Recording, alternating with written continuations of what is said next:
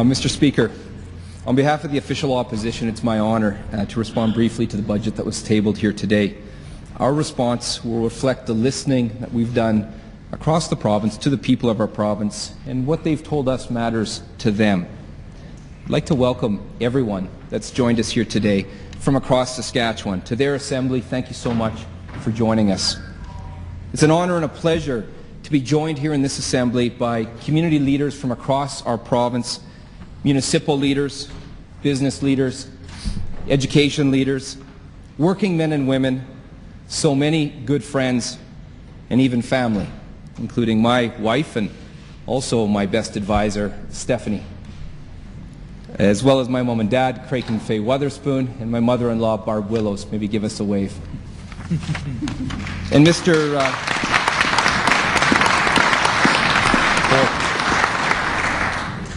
Mr. Speaker, as you may know, Stephanie is expecting our first child, and we're only a few weeks away from her due date. So, with all due respect, if she heads for the doors, I'll be following her shortly thereafter. It's fair to say that we're joined by Saskatchewan people that are doing their part in our province. Those that are investing, creating jobs, and creating opportunity. Those that are working harder than ever to deliver services where it counts in the lives of families and in the life of their own families. Those that are doing all they can to do to lead, like our municipal leaders and our education leaders. And this is the story all across Saskatchewan. Families, workers, businesses are all doing their part. But sadly, government is dropping the ball when it comes to the services that families count on. I don't think many people across our province will be very pleased with the budget when they get to know the budget. It's a budget that doesn't take into account Saskatchewan families' needs and hopes. Despite the rhetoric we hear today, it's a budget that actually cuts health care and education. It's a budget that has nothing to address the seniors' care crisis across our province. Mr. Speaker, the reality is this government has tabled a budget that really only has cuts and crumbs for Saskatchewan families.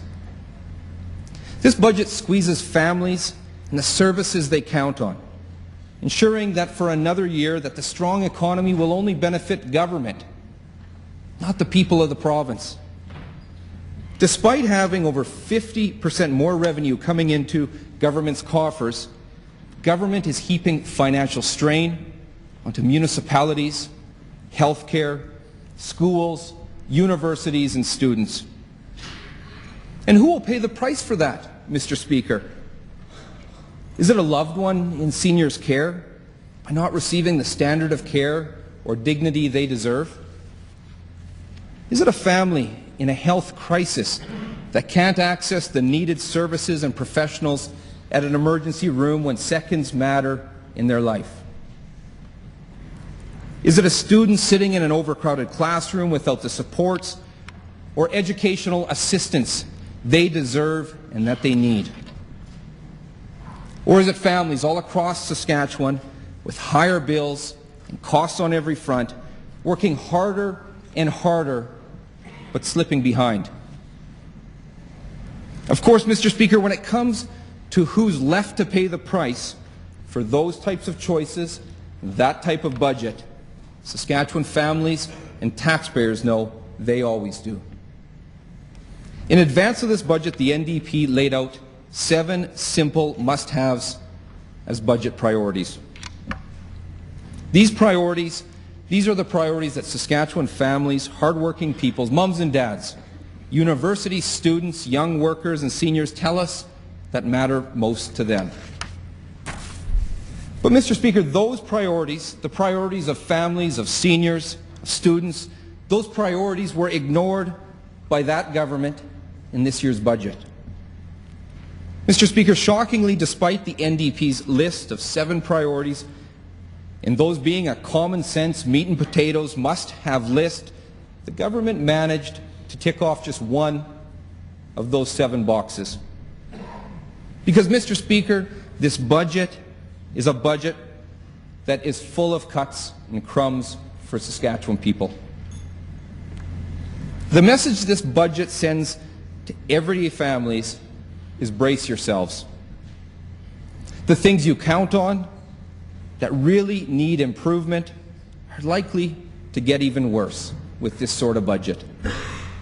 Mr. Speaker, Saskatchewan people are working harder than ever right now.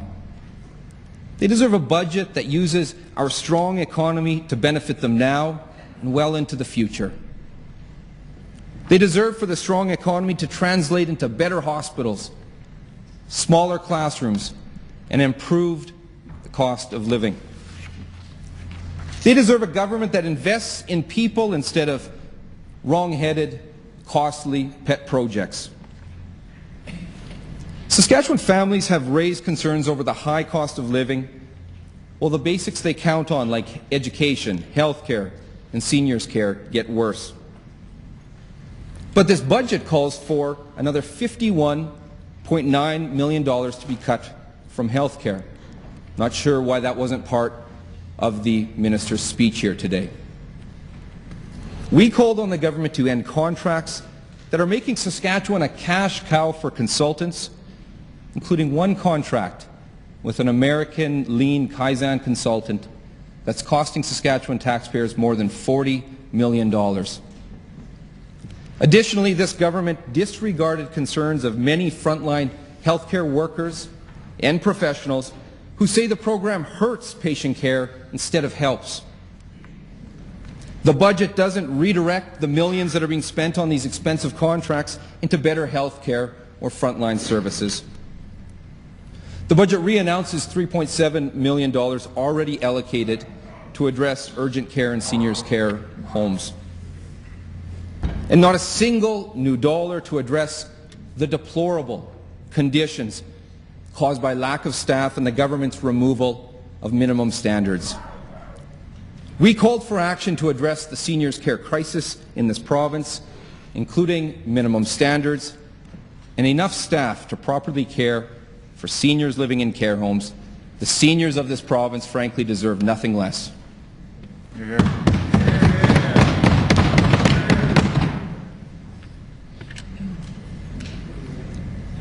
The budget also allocated more to pay for software required to plow ahead with an old-fashioned, outdated, standardized testing regime. We had called for that funding for standardized testing to be redirected into teaching, to ensure more one-on-one help for students, like increasing the number of educational assistants in the province. We called for a plan to reduce and cap class size, but the budget does nothing to address the number of students crowded into crammed classes all across Saskatchewan. While classes are bursting at the seams, adding more kids, the dollars are stagnant, leaving kids without the learning environment and one-on-one attention that they deserve. Despite the desperate need for more classrooms and smaller class size to relieve the overcrowding, the government cut the education capital budget by nearly 20% this year, taking $23.4 million from school building and repairs that are needed. We called for Saskatchewan to build, own, and operate schools itself, built more cost-effectively and quickly.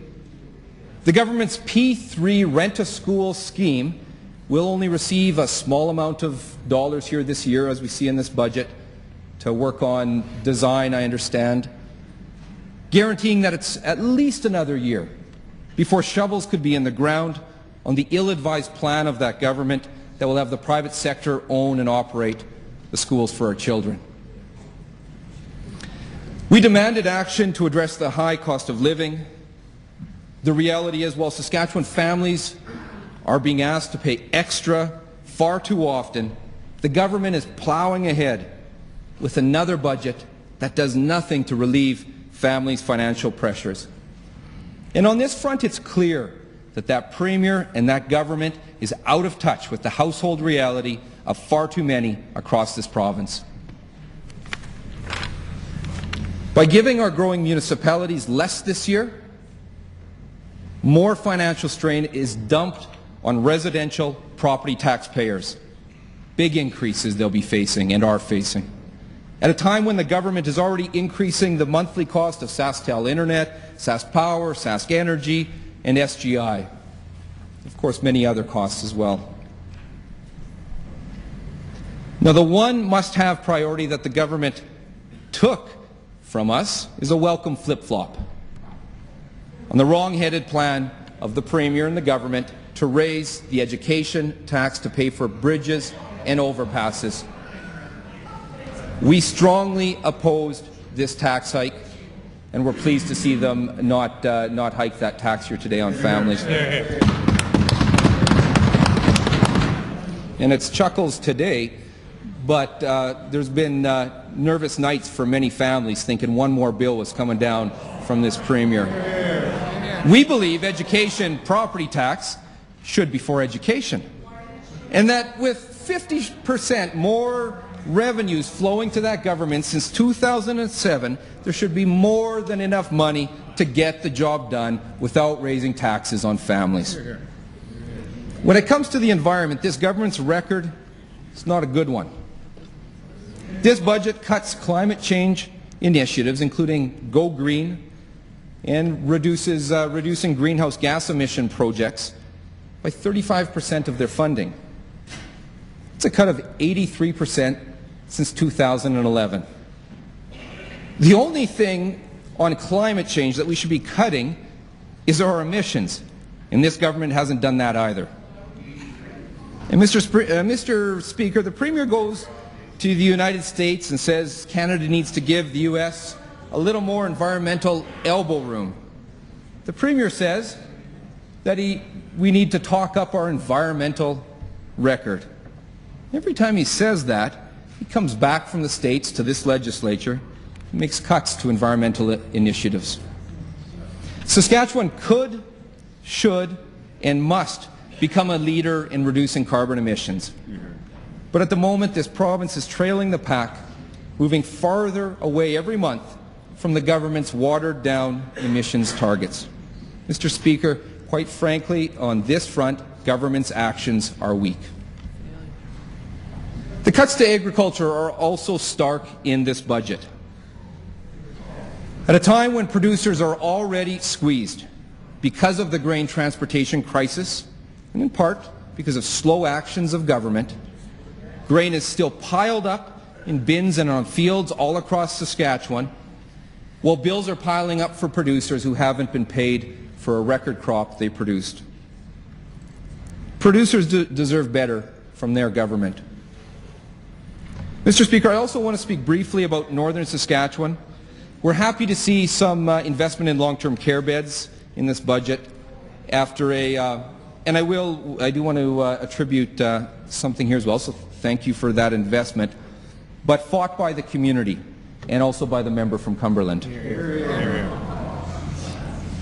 Sadly, Mr. Speaker, there's not much more for the north. No investment into roads. The roads that I think the member from Athabasca, who drives these regularly, refers to as gravel goat paths, Mr. Speaker. They're not safe, Mr. Speaker, and there are families and minivans and commercial trucks and school buses with kids on these roads daily. The infrastructure, the economic development, and the opportunities for the people of the north that they need to unlock the full potential of that region and of the people simply aren't in this budget. Sadly, this budget reveals the government will not build a heritage fund anytime soon.